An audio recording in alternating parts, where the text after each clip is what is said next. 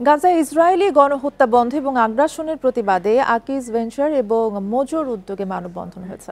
সকালে রাজধানীর আকিজ ভেঞ্চার এবং গ্রুপের বিভিন্ন অফিস থেকে আলাদাভাবে এসব কর্মসূচি পালন করা হয়। বান্ডেল থাকলে প্রতি সেনমানিতে টাকা বাঁচবে। বিকাশ সেনমানি বান্ডেল কিনে জিতুন প্রতি লেনদেনে।